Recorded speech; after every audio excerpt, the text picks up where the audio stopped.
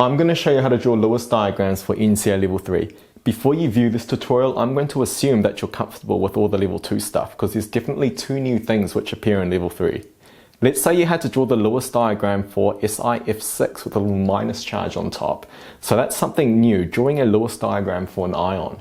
But to do that, we do the exact same thing as last year. We're going to need a periodic table because we're going to start counting the valence electrons that each element supplies. I can see that silicon's up in group 14, so I take the last digit, so it supplies 4 electrons. I can see that fluorine is in group 17, so I take the last digit of 7, and each fluorine will supply 7 valence electrons. The little minus charge at the top just tells me that there is 1 extra electron. So for each negative charge, there is 1 extra electron. If you get an ion that's a positive charge, that means there's 1 less electron off your total.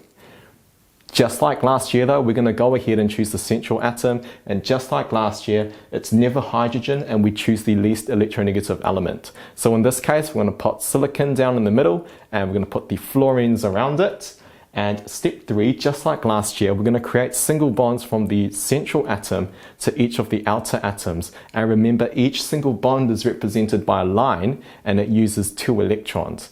And remember, each single bond represents 2 electrons being shared between those 2 atoms. So I've just gone ahead and made 6 single bonds, which means I've just used 12 electrons for my total. That leaves me with 36 electrons. If I were to count the electrons now, I can see that each fluorine atom has 2 electrons, but I can see that silicon in the center has 12. New in Level 3 is the fact that the central atom doesn't have to follow the octet rule anymore.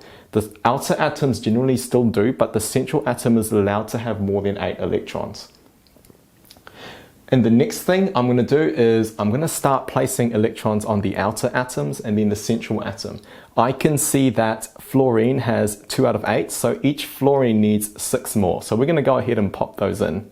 Once I've popped those in, I can see that I've used up all of my electrons.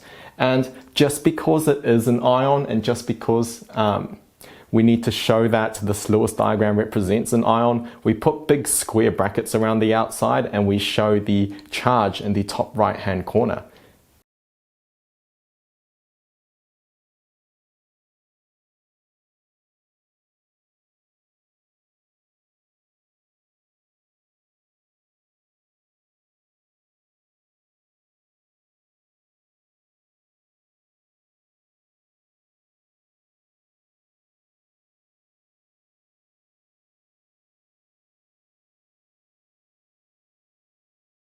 Two hydrogens in that formula. Each one will supply 1 valence electron. I'm going to keep a note of that. Get rid of the periodic table now because I don't need it anymore. I'm going to total those numbers up. This gives me 14 valence electrons to work with. Now, I'm going to use these 14 valence electrons in a second, but before I do that, I'm actually going to go ahead and start thinking about what this Lewis structure might look like.